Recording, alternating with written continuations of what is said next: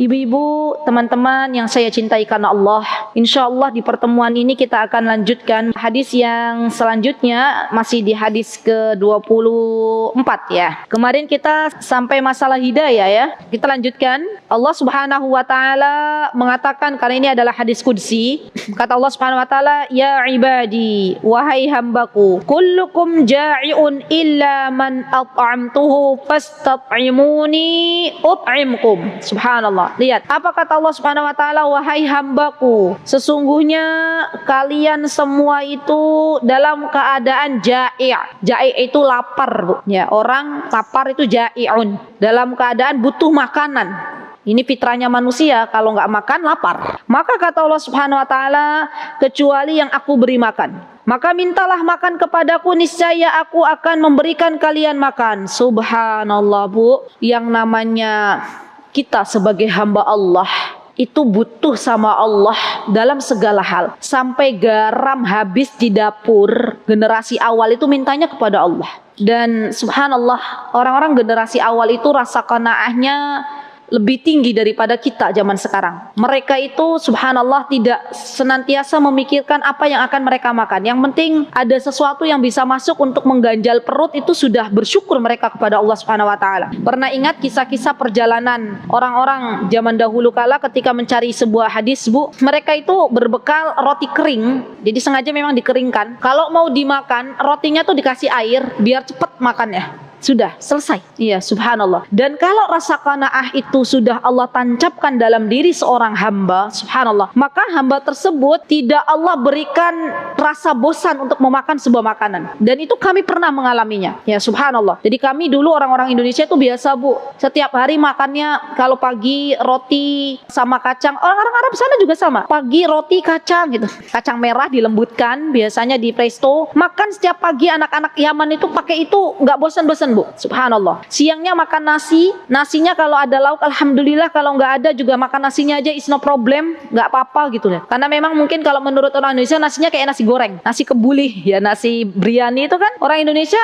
suka kan, nggak pakai lauk juga makan kan, sama orang sana juga sama. Malamnya nasi campur terong gitu, misalnya kita masak terong campur kentang, campur wortel, terus roti dicocol-cocol gitu setiap hari, subhanallah, nggak ada rasa bosan. Kalau orang belum diberikan qanaah sama Allah, makan telur aja setiap hari, mungkin akan berkata bosen gitu ya, subhanallah. Jadi semakin tinggi rasa syukur kita kepada Allah, semakin tinggi rasa qanaah kita kepada Allah Subhanahu wa taala ya, sifat qanaah kita itu semakin besar, maka akan semakin kita itu merasakan lezatnya makanan. Jangankan makanan, minum aja, minum nih, ajarkan kepada anak-anak kita, nah ini air dari Allah, Allah yang memberikan air kepadamu. Air ini nak bagi kita itu biasa. Tapi bagi saudara-saudara kita yang berada di Afrika sana, kita lihat kan misalnya nih videonya, nak, orang Afrika itu kalau mau nyari air karena tandus, mereka itu harus berjalan berapa kilometer baru kemudian menemukan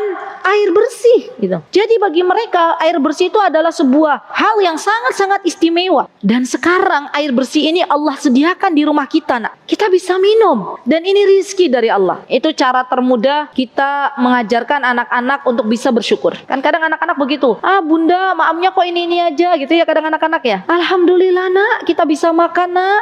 Alhamdulillah Allah berikan nasi ke kita hari ini. Masya Allah, di luar sana lihat anak-anak sebayamu untuk bisa makan aja harus bekerja memulung mungkin. Ya subhanallah. Dan memang kita harus benar-benar menjadi teladan bagi anak-anak kita. Jangan sampai kita ajarkan begitu ya, nak makan nak seadanya ya nak, sederhana. Ibunya suka beli di online, paket datang lagi, paket datang lagi, paket datang lagi. Nanti kata anaknya, bun katanya nggak boleh menghambur-hamburkan harta. Ternyata bunda belanja terus gitu ya. Jadi kita harus jadi teladan yang baik. Baik, subhanallah. Semoga kita bisa menjadi teladan yang baik bagi anak-anak kita, dan semoga kita bisa bersyukur atas makanan yang Allah berikan kepada kita. Ya subhanallah. Taib. Kemudian Allah Subhanahu wa taala mengatakan di sini, ya ibadi, wahai hamba-hambaku, kullukum 'arin. Sesungguhnya kalian semua itu Dulu ya, kita ketika keluar dari rahim ibu kita nggak pakai baju barang sehelai pun, ya kan? Ada nggak bayi owek-owek dalam keadaan sudah pakai baju gitu? Kan nggak ada. Yang ada kalau bayi jebrol owek-owek sudah dalam keadaan pakai baju, itu akan mengagetkan, ya kan? Ada pernah cerita, saya lupa, Imam Syafi'i atau siapa. Jadi jebrol itu bayi owek-owek sudah dalam keadaan disunat. Pernah dengar nggak? Jadi ada memang bayi yang lahir itu sudah dalam keadaan disunat, dan itu membuat heboh, ya, membuat rame. Tapi kalau zaman sekarang ada bayi jebrol dari perut ibunya pakai baju, kira-kira heboh nggak? Heboh ya. Di media sosial itu mungkin jadi kabar berita pertama gitu ya, karena baru kali ini ada bayi keluar pakai baju sendiri. Subhanallah. Maka ketika kita lahir ke dunia ini, kita tidak memakai baju barang sehelai pun. Siapa yang memberikan baju kepada kita? Allah. Subhanallah. Ya ibadi kullukum arin illa man kasautuhu. Kecuali orang-orang yang aku berikan baju, berikan pakaian, kata Allah Subhanahu wa taala. Fastaksu aksukum, maka mintalah kepadaku baju, mintalah kepadaku pakaian, maka aku akan beri. Subhanallah. Jadi Bu, yang namanya pakaian itu juga adalah pemberian dari Allah Subhanahu wa taala, dan setiap helai pakaian yang Allah berikan kepada kita itu akan dimintai pertanggungjawabannya kelak di hadapan Allah. Tsumma latus'alunna 'anin na'im. Allah akan bertanya kepada kita setiap nikmat yang Allah berikan kepada kita hari ini.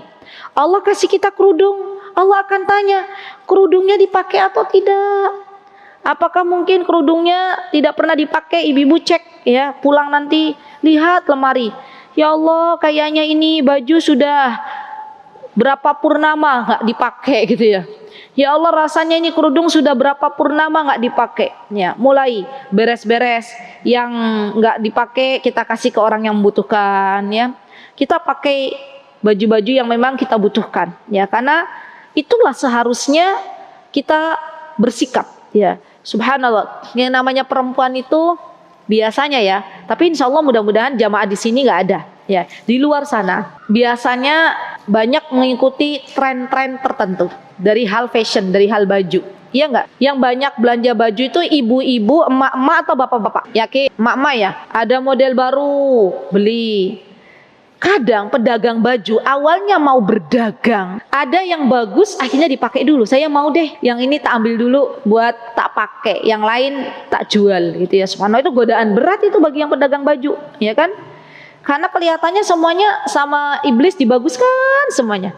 Padahal ya sudah punya juga baju model itu. Ya hanya beda-beda sedikit warna gitu ya, subhanallah. Dan kita subhanallah emak-emak ini yang kadang terlalu rempong kalau mau pergi keluar. Pakai baju, kayaknya ini nggak pas, ganti lagi. Kayaknya ini kurang cocok, ganti lagi. Kita kembalikan lagi teman-teman, niatkan lagi kita pakai baju untuk apa sih? Allah yang kasih baju. Dan kita pakai baju itu untuk menutup aurat kita. Orang kalau sudah meluruskan niat, memakai baju itu adalah untuk mencari ridhonya Allah, maka nggak diambil pusing apa kata orang. Ya, subhanallah. Karena memang yang dicari ridhonya Allah, bukan ridhonya manusia. Ya. Beda kalau orang pakai baju, sudah Allah kasih baju, yang dicari ketika mau pakai baju keluar rumah itu ridhonya orang. Apa kata orang? Ya. Yang ada sebelum keluar rumah dandannya aja sampai setengah jam, subhanallah. Dan ini nasihat biasanya untuk kita kaum wanita. Taib, ibu-ibu yang dimuliakan oleh Allah Subhanahu wa taala, alhamdulillah saya senang sekali ketika ada teman-teman di luar sana tuh program memberikan baju layak pakai ya, begitu ya. Itu memang harus diadakan ya, terus dan berkala. Tidak bisa hanya pas Ramadan saja.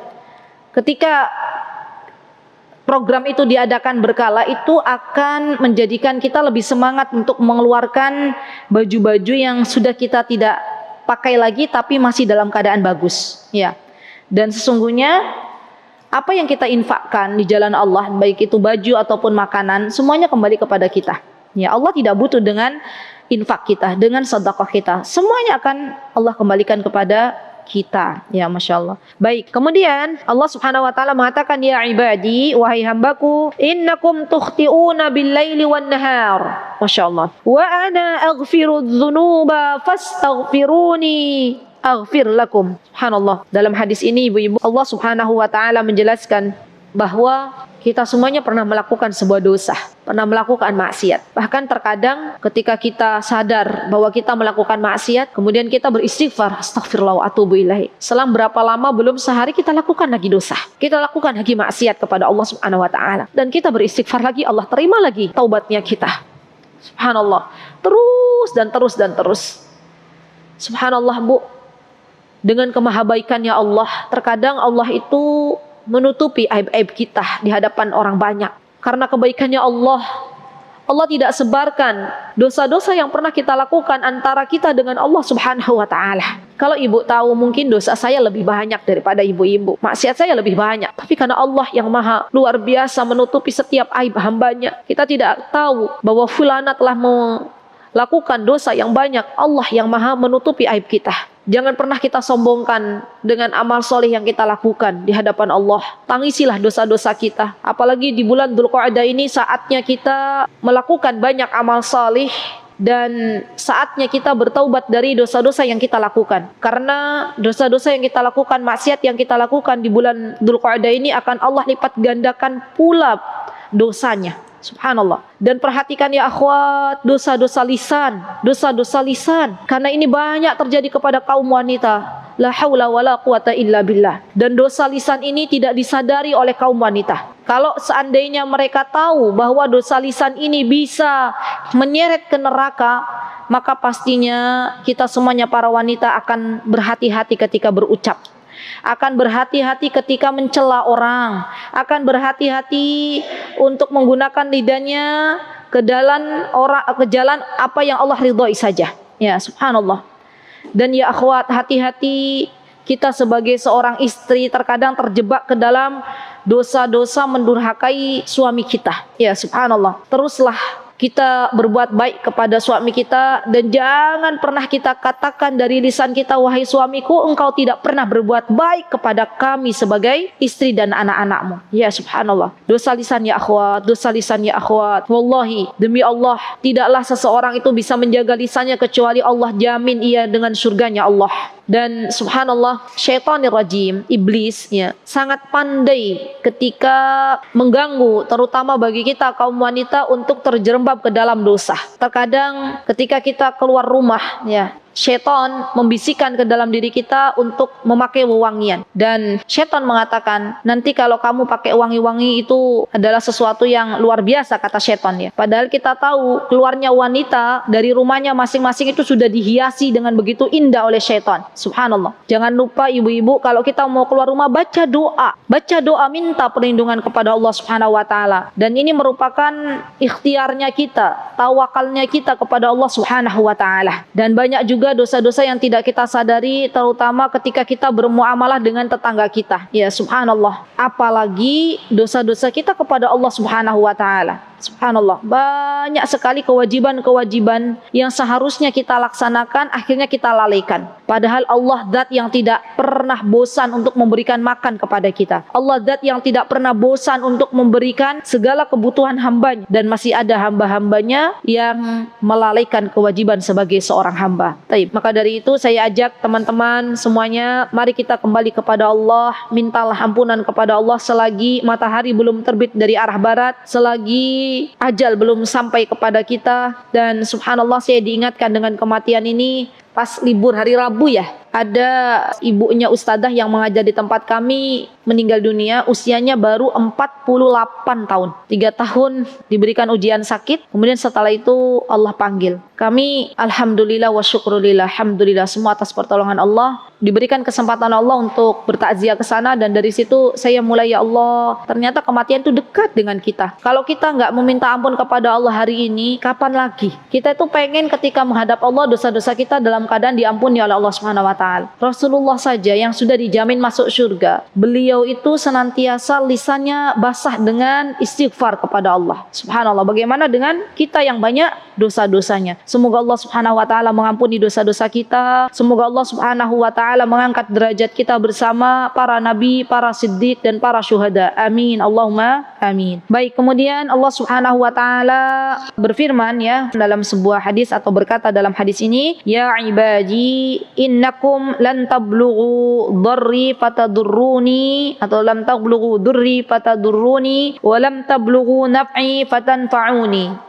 Nah, ini sudah mulai berbicara, kata Allah Subhanahu wa taala, wahai hamba-hambaku. Jadi kita yang dipanggil ini, subhanallah. Dan ini harus kita rasakan bahwa dalam Hadis ini khitabnya ditunjukkan untuk kita sebagai hambanya Allah Subhanahu wa taala. Ibu-ibu, status terbaik di dunia ini, status terbaik, jabatan terbaik di dunia ini adalah menjadi hambanya Allah. Orang kalau sudah merasa bahwa dia adalah seorang hamba, maka akan tunduk dan patuh kepada tuannya, akan tunduk dan patuh kepada Rabbnya. Apapun yang Allah dan Rasulnya inginkan, ia patuhi. Dan pikirannya bukan apa yang kita mau, tapi apa yang Allah mau. Karena kalau yang kita mau, itu kita pengennya seenaknya sendiri, mengikuti hawa nafsu. Tapi kalau pikiran kita apa yang Allah mau dan apa yang Rasulullah mau, maka kita mulai mengalihkan hawa nafsu kita dan mengutamakan keridhaan Allah dan Rasulnya. Jadi subhanallah, menjadi status seorang hamba itu bagi Allah Subhanahu wa taala, ya, kita sebagai hamba Allah itu adalah status yang paling tinggi di hadapan Allah Subhanahu wa taala. Baik, innakum lam tablughu dzurri fatadurruni. Kata Allah Subhanahu wa taala, wahai hamba-hambaku, sesungguhnya kalian tidak akan pernah bisa menimpakan mudarat kepadaku. Subhanallah. Fatadurruni, maka kalian tidak bisa mendatangkan bahaya. Walan tablughu naf'i fatanfa'uni, dan kalian juga tidak bisa mendatangkan manfaat untukku. Subhanallah. Amal salihnya kita, teman-teman, bukan untuk Allah. Tidak ada satupun dari makhluk Allah yang bisa memberikan bahaya untuk Allah Subhanahu wa taala. Begitu pula tidak ada satupun dari hamba Allah, dari makhluknya Allah, baik itu yang ada di bumi maupun yang ada di langit, yang bisa memberikan manfaat sekecil apapun kepada Allah. Karena Allah lah zat yang memberikan manfaat dan bahaya kepada kita semuanya. Jadi Bu, orang itu kalau sudah pikirannya tidak ada yang terjadi di dunia ini kecuali Allah yang mengizinkan. Tidak ada yang bisa memberikan manfaat di dunia ini kecuali Allah Azza wa Jalla. Tidak ada yang bisa memberikan bahaya di dunia ini kecuali Allah Subhanahu wa taala. Hatinya itu tenang. Walaupun di depan kita ada segerombolan orang mau berbuat jahat kepada kita, kalau Allah belum izinkan, maka kita selamat. Pernah nggak ibu-ibu menemukan sebuah kejadian adanya gempa bumi atau tsunami? Semua orang di situ meninggal kecuali Allah selamatkan bayi yang ada di rumah. Pernah dengar nggak? Ini saya dengar kisah terakhir kemarin waktu kami ke Lumajang. Itu kami lihat sendiri ya, waktu gunung Semeru meletus itu kita diceritakan oleh bagian yang waktu itu berada di lapangan. Rumah tuh Bu, cuman kelihatan gentengnya aja. Lahar dingin tuh masuk, pasir-pasir tuh masuk. Subhanallah, kata orang yang mencari mengevakuasi jenazah-jenazah itu, dari dalam rumah itu kedengaran suara meong. Meong, meong gitu ya. Subhanallah, siapa yang menjaga meong ini? Allah. Siapa yang menjadikan lumpur dingin ini tidak berbahaya untuk meong ini, untuk kucing ini? Allah. Subhanallah. Kucing kecil Bu, ya, subhanallah, dijaga oleh Allah Subhanahu wa taala. Padahal itu lahar dingin begitu besar, dan manusia yang lebih besar daripada kucing saja, kalau Allah sudah takdirkan meninggal, bahkan terkubur dengan batuan dan pasir. Dan kucing hambanya Allah yang Allah takdirkan untuk hidup, yang Allah berikan manfaat baginya, Allah jaga dengan sebaik-baiknya. Subhanallah. Maka sekali lagi Bu, ketika kita meminta manfaat, mintalah kepada Allah. Allah zat yang maha memberikan manfaat untuk kita. Ketika kita ingin dijaga oleh Allah dari segala macam mara bahaya, minta kepada Allah. Hikmahnya ketika kita itu keluar dari rumah, baca doa, Bismillahi tawakkaltu ala Allah, la hawla wala quwwata illa billah. Itu agar kita dijaga oleh Allah. Hikmahnya kita zikir pagi, Bismillahilladzi la yadurru ma'asmi syai'un fil ardi wala fis sama wa huwas samiul alim. Apa hikmahnya Bu? Bismillahilladzi la yadurru, dengan menyebut nama Engkau yang tidak akan membahayakan bagi kami sesuatu pun kecuali Engkau kehendaki. Ya kan? Kita minta kepada Allah agar dijauhkan dari mara bahaya, dan Allah yang jaga itu semuanya. Seorang hamba itu kalau keyakinan kepada Allahnya sudah bagus, keimanan kepada Allahnya sudah bagus, maka tidak ada yang perlu dicemaskan, tidak ada yang perlu dikhawatirkan. Anaknya berangkat, ya, izin ke ibunya, Bu, saya izin ya mau nuntut ilmu. Kemudian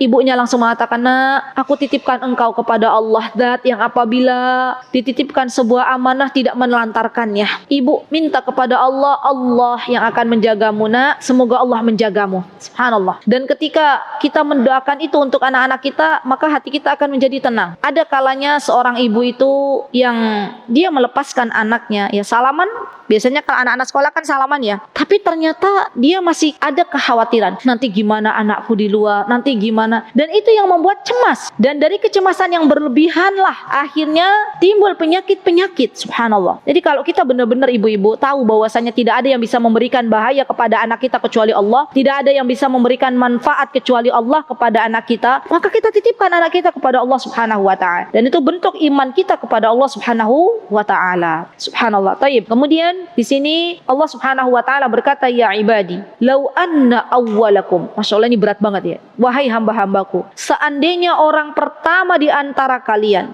wa akhirakum, dan orang yang paling akhir di antara kalian, wa insakum, dan manusia di antara kalian, wa jinnakum, dan jin di antara kalian. Karena jin dan manusia itu hakikatnya sama, Bu, hambanya Allah. Jin itu, syaitan itu tidak akan bisa membahayakan bagi manusia kecuali atas izin Allah. Maka harusnya kita tidak merasa terlalu takut kepada jin dan kepada syaitan, karena mereka sama posisinya kayak kita, hambanya Allah. Yang berbeda, kita nggak bisa lihat mereka, ya nggak? Ada nggak jin yang nuntut ilmu? Saya tanya kepada ibu-ibu. Ada, Bu. Kewajiban yang Allah perintahkan kepada manusia juga Allah perintahkan kepada jin. Allah memerintahkan manusia untuk bertolabul ilm, sama Allah juga perintahkan jin untuk bertolabul ilm. Allah perintahkan manusia untuk menyembah Allah, sama Allah memerintahkan jin juga untuk menyembah Allah Subhanahu wa taala. Taib. Wa jinnakum kanu ala atqa qalbi rajulin wahidin minkum. Kata Allah Subhanahu wa taala, seandainya para jin, manusia, orang-orang dari awal sampai akhir, ya, semuanya menjadi seperti yang hatinya paling bertakwa di antara kalian, ya, jadi benar-benar mereka itu bergantung kepada Allah Subhanahu wa taala, mazada dzalika fi mulki syai'a. Kata Allah Subhanahu wa taala, ini tidak akan mengurangi sedikit pun dari kerajaanku. Subhanallah. Jadi, Bu, ketika kita bertakwa kepada Allah, ketika kita mentaati Allah Subhanahu wa taala, itu bukan berarti kemuliaannya Allah berkurang barang sedikit pun, tidak. Tadi pagi kita membahas masalah infak, ya, membahas masalah meminjamkan harta kepada Allah Subhanahu wa taala dengan menginfakkan di jalan Allah Subhanahu wa taala. Ketika kita menginfakkan harta di jalan Allah, di situ dibahas masalah al-qard. Qard itu pinjaman. Ketika kita meminjamkan harta di jalan Allah, misalnya ya, mengeluarkan harta di jalan Allah, itu bukan berarti Allah butuh kepada kita, bukan. Dan bukan berarti juga akan mengurangi kerajaannya Allah, kekayaannya Allah, tidak sama sekali. Semua infak yang kita keluarkan di jalan Allah sejatinya akan kembali kepada kita. Ayo, Bu, dirubah mindsetnya. Semua kebaikan nih yang kita lakukan kepada orang lain, harta yang Allah titipkan kepada kita hari ini dan kita berikan kepada orang lain, itu nanti kembalinya untuk kebaikan kita. Semuanya akan kembali kepada kita, bukan kepada Allah Subhanahu wa taala. Allah tidak butuh dengan kita. Kita mau menyembah Allah, mau tidak menyembah Allah, Allah tetap berada dalam keagungannya. Kita mau baca Quran, mau berinfak di jalan Allah, mau berdakwah, mau tidak, itu tidak mengurangi sedikit pun dari kerajaan Allah Subhanahu wa taala. Maka kita yang butuh Allah. Dari kebaikan yang kita lakukan, semuanya akan kembali kepada kita. Begitu pula apabila kita melakukan sebuah kemaksiatan, sebuah dosa, sebuah kejahatan kepada Allah dan kepada makhluknya, semuanya kembali kepada kita. Al jaza'u min jinsil amal. Ya, semua akan dibalas oleh Allah Subhanahu wa taala. Dan kalau ibu-ibu berpikir seperti itu, Bu, kita itu nggak merasa harus menerima balas budinya orang. Coba saya mau tanya, kita kecewa kadang kenapa? Kenapa kita itu kalau misalnya dalam hidup terkadang ada kecewa kepada orang lain? Kenapa, Bu? Betul, karena terlalu berharap dari orang tersebut membalas kebaikan kita. Begitu ya? Padahal walaupun orang yang kita berbuat baik kepadanya tidak membalas kebaikan kita, Allah yang akan kasih balasan. Dan yang namanya balasan tuh gak harus setimpal. Ibu kasih uang kepada orang 10.000, 100.000, 1 juta, 1 M misalnya. Tidak kemudian Allah kasih kita berlipat-lipat uang. Allah ganti dengan anak yang solih, Allah ganti dengan hidayah, Allah ganti dengan suami yang solih. Itu rizki lebih banyak daripada MM-an. Karena kesolihan hidayah itu gak bisa dibeli walaupun dengan uang triliunan. Subhanallah. Kebahagiaan hidup itu tidak bisa dibeli dengan rumah yang megah.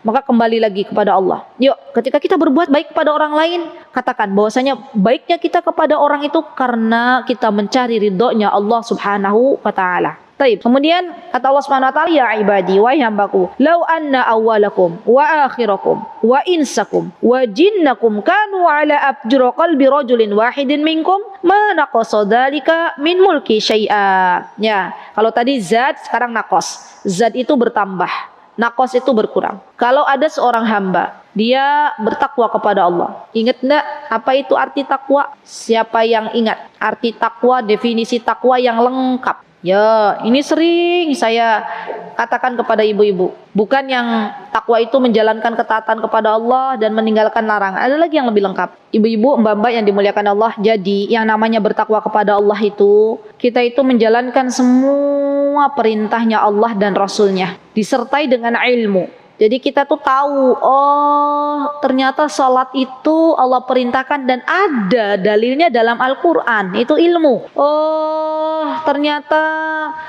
saum Senin Kamis itu disunahkan oleh Rasulullah SAW, ya dianjurkan oleh Rasulullah SAW. Ada dalilnya dengan ilmu di dalam hadis-hadis sahih. Jadi kita itu mengetahuinya secara ilmiah, bukan cuman ikut-ikutan. Dan hanya di dalam agama Islam yang dijelaskan ini buktinya, ini buktinya. Subhanallah. Sampai ada profesor, saya lupa profesornya di luar negeri Bu, yang dia biasa neliti gitu ya. Jadi peneliti. Masuk Islam itu karena tahu bahwa hanya ada satu-satunya agama yang bisa membuktikan sebuah kebenaran dengan bukti yang terdapat dalam Al-Quran dan hadis-hadis sahih. Menurut beliau, agama yang dulu beliau anut, kalau beliau tanya kepada kepala agama dia, kalau tanya ini kenapa, mesti jawabannya ya sudah diikuti aja. Ini kan katanya pemuka agama yang ada dalam agama dia sebelumnya. Ya subhanallah. Jadi hanya satu-satunya agama di dunia ini, yaitu agama Islam, yang bisa memberikan bukti yang jelas. Dan kita tahu bukti itu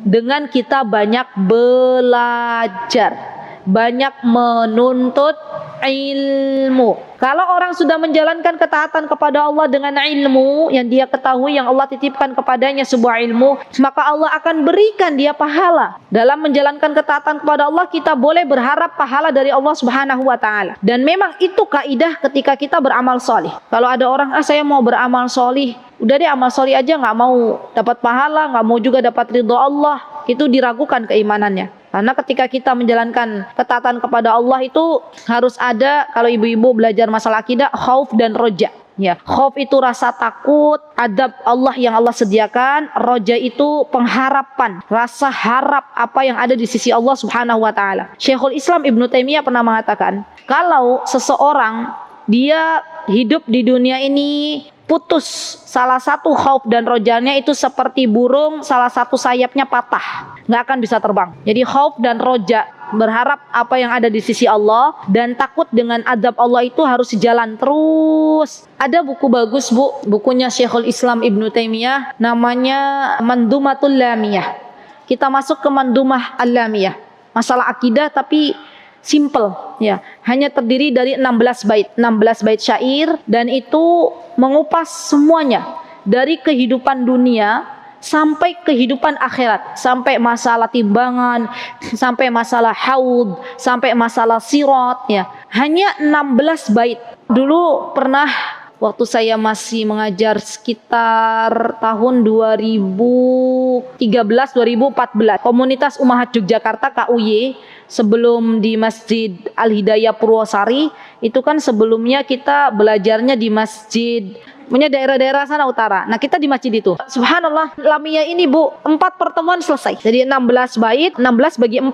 Setiap kita pertemuan bahas 4 bait syair, dan itu subhanallah biidznillah selesai. Ya, mohon saya diingatkan saja ya Bu ya, insyaallah kita akan belajar ya teman-teman. Bagus sekali bukunya, masya Allah. Baik, kita lanjutkan lagi di sini. Kemudian yang namanya takwa itu ketika kita menjauhi apa-apa yang dilarang oleh Allah. Kita tahu nih, yang namanya ghibah itu dilarang. Allah yang berkata di dalam Al-Quran untuk melarang kita menggosip atau ghibah. Ketika kita dilarang meminum khamr, kita tahu ada larangannya di dalam Al-Quran. Ketika kita dilarang oleh Allah Subhanahu wa taala dan Rasulnya untuk bepergian. Ya, kita sebagai wanita kecuali dengan mahram, kalau bepergiannya jauh, maka yang melarang itu adalah Allah dan Rasulnya. Ada dalam hadis Nabi kita Muhammad sallallahu alaihi wasallam. Jadi dengan ilmu, kita tahu apa-apa yang dilarang itu dengan ilmu. Serta takut dengan azabnya Allah Subhanahu wa taala.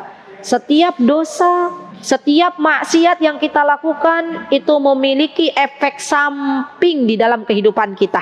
Minimal, efek samping dosa itu minimal, Bu. Kita tidak diberikan taufik untuk menjalankan ketaatan kepada Allah. Kalau ibu ya, rasanya mau membaca Al-Quran tuh berat banget. Rasanya mau bangun malam itu berat banget. Rasanya mau ibadah saum Senin Kamis tuh berat. Dari mana kok berat banget itu?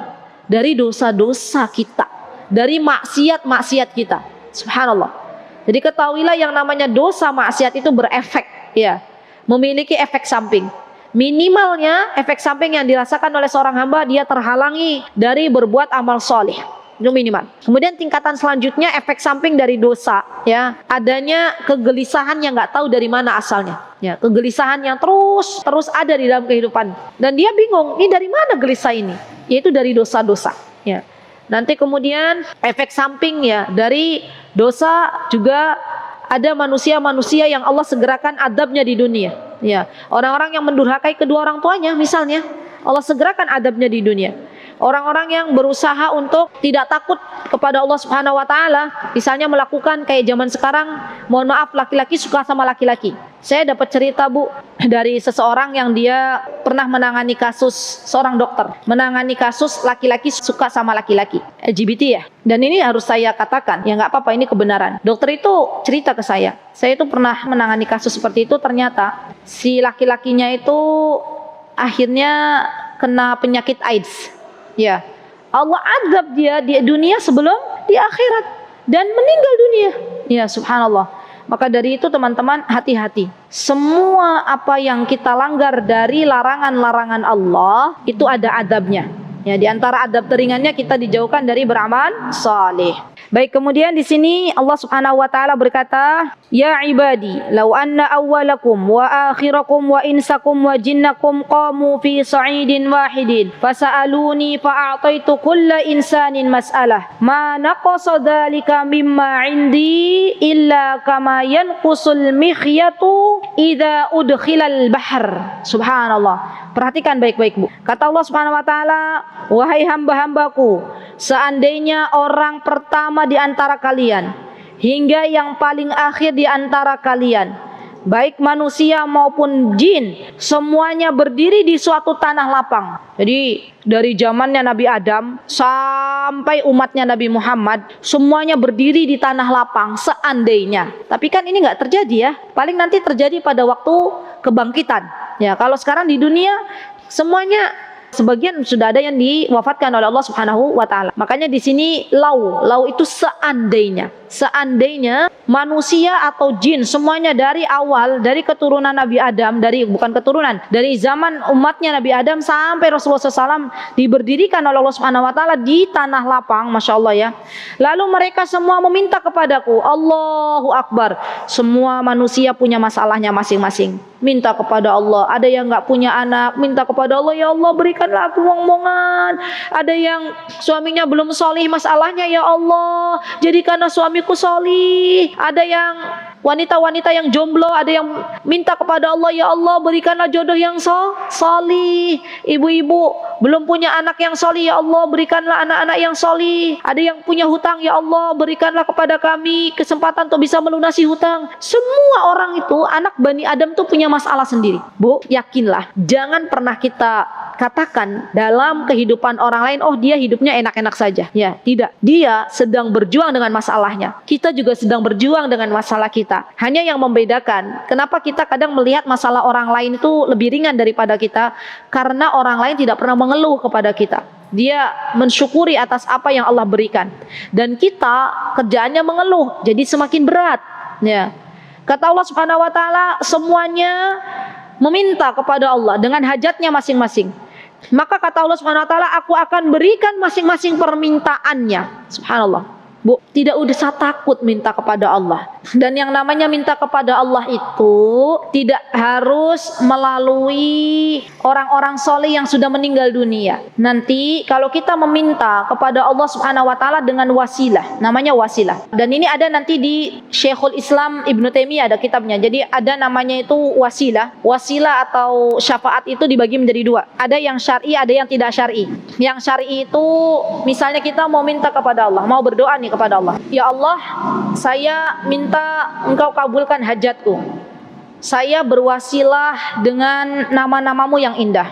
Misalnya, Allahumma inni as'aluka bi asma'ikal husna wa sifatikal ula. Misalnya ibu mau berdoa nih, ibu berwasilah dengan menyebut nama-nama Allah yang indah, menyebut sifat-sifat Allah yang indah, ini boleh. Ibu mau rizki, ya Razzaq urzuqni. Ya Allah, Zat yang maha memberikan rizki, berikan rizki kepadaku. Yang pertama, kalau kita mau minta kepada Allah, kita mau berdoa kepada Allah, terus kita berdoa gini. Kan yang namanya doa itu ada adabnya ya. Tahu ibu-ibu ya, kalau kita mau berdoa kan ada adabnya. Yang pertama kita puji-puji dulu Allah. Allahumma lakal hamdu antal awal wa laysa ba'daka syai' wa antal akhir. Misalnya gitu ya. Wa laysa qablaka syai' antas samad al ahad gitu. Lam yalid wa lam yulad. Gitu kan ibu-ibu kalau berdoa. Terus baru Allahumma salli ala Muhammad wa ala ali Muhammad kama shallaita ala Ibrahim wa ala ali Ibrahim wa barik ala Muhammad wa ala ali Muhammad kama barakta ala Ibrahim wa ala ali Ibrahim innaka Hamidum Majid. Salawat kepada nabi kita. Baru kemudian ibu-ibu berdoa. Boleh ditambah dengan asmanya Allah yang indah. Doanya Allahumma inni as'aluka bi asma'ikal husna wa sifatikal ula. Ibu sebutkan ya permintaannya, itu boleh. Karena Allah yang memerintahkan kita untuk berdoa dengan menyebutkan nama-nama Allah yang indah. Jadi Asmaul Husna yang ibu-ibu pelajari itu di samping ditadaburi maknanya juga bisa digunakan untuk berdoa. Ya, mohon maaf sekali. Kadang kita di Indonesia itu berlomba-lomba menghafal Asmaul Husna sampai mungkin dijadikan sebagai perlombaan, tapi nggak tahu maknanya, nggak digunakan untuk berdoa. Ya, yang saya yakin ibu-ibu biasanya di majlis taklim tuh hafal ya Asmaul Husna ya. Itu digunakan untuk berdoa karena dibolehkannya kita berwasilah perantara dengan Asmaul Husna. Ya, Asmaul Husnanya Allah Subhanahu wa taala. Yang kedua, kita diperbolehkan ketika meminta kepada Allah Azza wa Jalla itu dengan doanya orang salih. Syaratnya masih hidup. Misal, kita melihat Pak Fulan, itu orang yang dekat dengan Allah Subhanahu wa taala. Misal, atau Ibu Fulana, itu orang yang dekat dengan Allah. Terus kita bilang kepada Bu Fulana, Bu Fulana, mohon saya didoakan ya. Insya Allah sebentar lagi badai tindak haji, misalnya ibu-ibu misal. Minta didoakan, Bu Fulana, minta didoakan ya.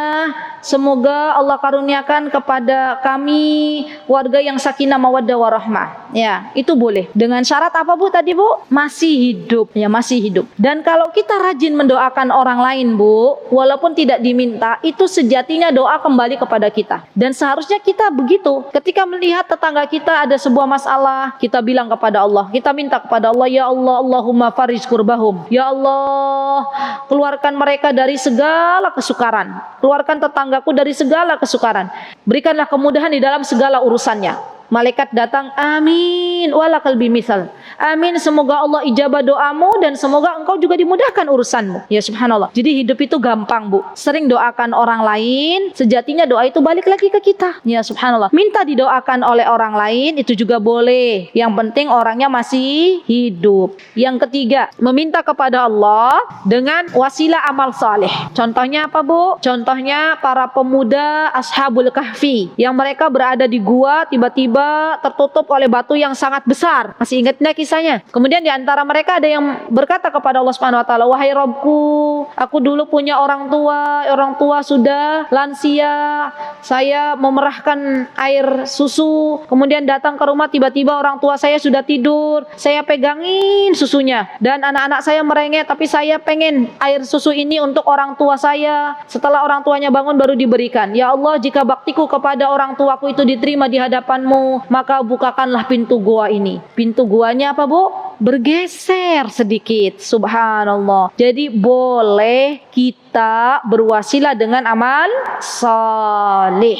Pembagian yang kedua adalah berwasilah yang tidak disyariatkan oleh agama kita, tidak boleh kita lakukan. Dan ini subhanallah, mohon maaf sekali harus saya katakan ya, karena rasa cinta saya kepada ibu-ibu semuanya. Tidak boleh kita itu meminta sesuatu dari Allah dengan perantara orang saleh atau walinya Allah dan mereka sudah meninggal dunia. Orang meninggal dunia itu, Bu, mereka sibuk dengan urusannya masing-masing. Mereka sibuk dengan amalannya di kubur, ya, tidak bisa memberikan manfaat barang sedikit pun, tidak bisa pula memberikan mudarat barang sedikit pun. Fokusnya kita kepada Allah. Fokusnya kita kepada Allah. Walaupun mungkin dengan dalih, kadang orang pergi jauh-jauh menemui, mohon maaf sekali, makamnya para orang saleh yang sudah meninggal dunia, mengorbankan uang ditabung berhari-hari ya. Ternyata perjalanannya adalah perjalanan yang tidak diridhoi oleh Allah Subhanahu wa taala. Maka sayang uangnya, ya kan? Harusnya diinfakkan di jalan Allah, harusnya diberikan kepada tetangganya yang kelaparan, dapat pahala.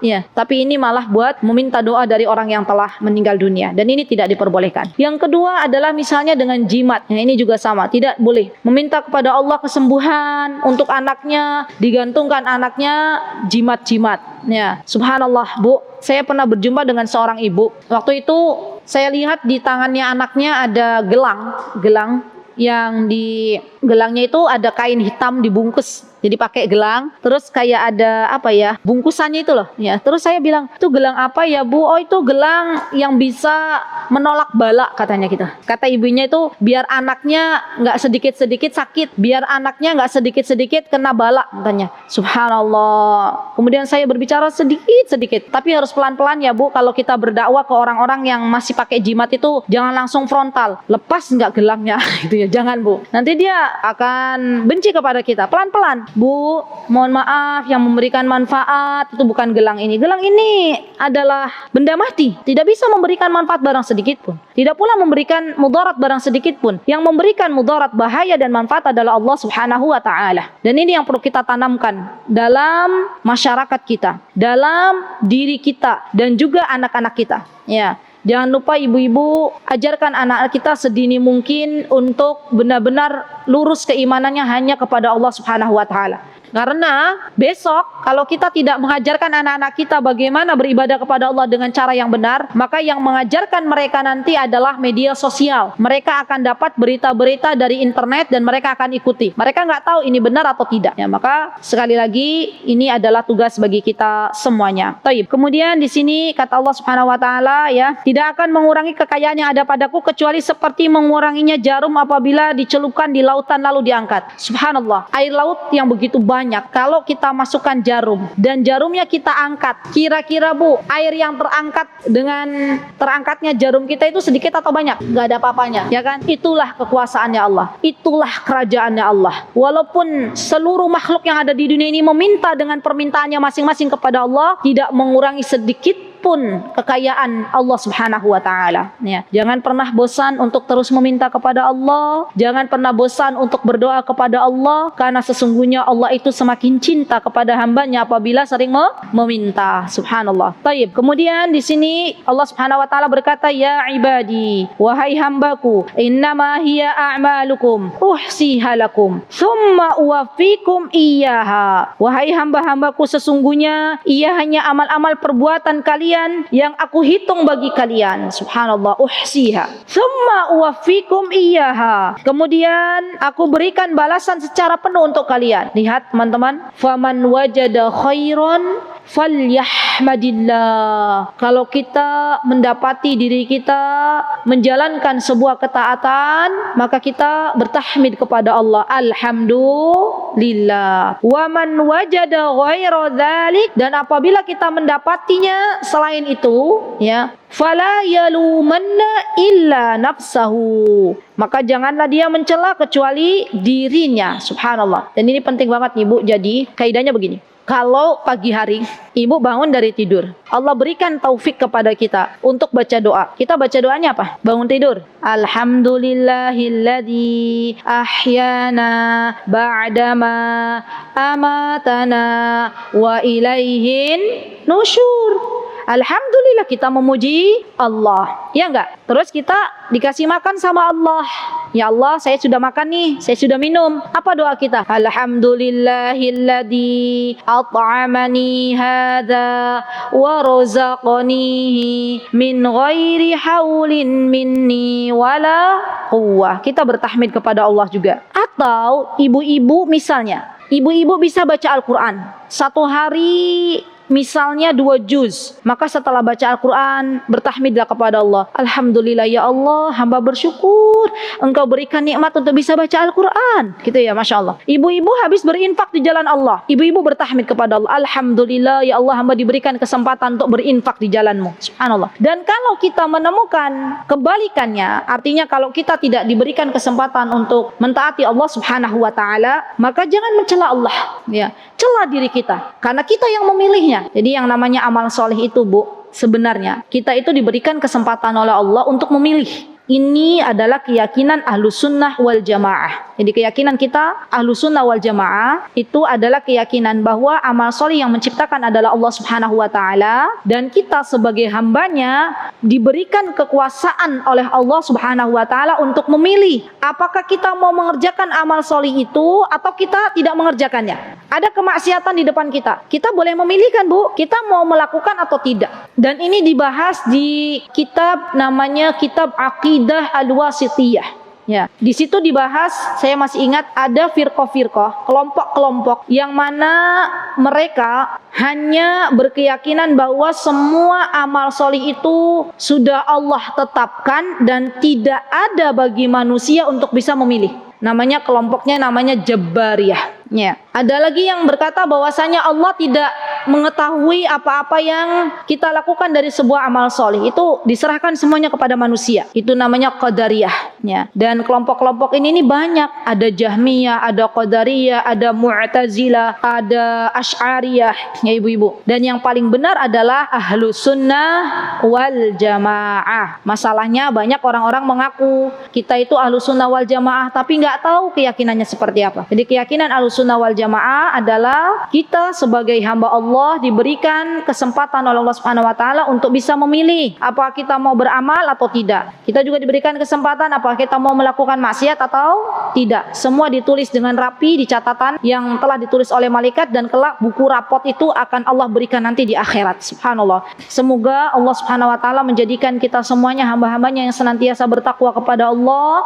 Semoga Allah Subhanahu wa taala menerima semua amal ibadah kita, dan semoga Allah Subhanahu wa taala memberikan kepada kita kenikmatan untuk terus datang di majlis ilmu di taman-taman surganya Allah Subhanahu wa taala. Jika ada yang benar, pastinya datang dari Allah Subhanahu wa taala. Ilmu yang Allah titipkan kepada saya hari ini sudah saya sampaikan, ya, dan mudah-mudahan bisa diambil sedikit manfaatnya. Jika ada yang salah datangnya dari saya pribadi, saya mohon maaf yang sebesar-besarnya. Qulu qouli hadza wastaghfirullah li wa lakum wa akhiru da'wana alhamdulillahi rabbil alamin. Wassalamualaikum warahmatullahi wabarakatuh.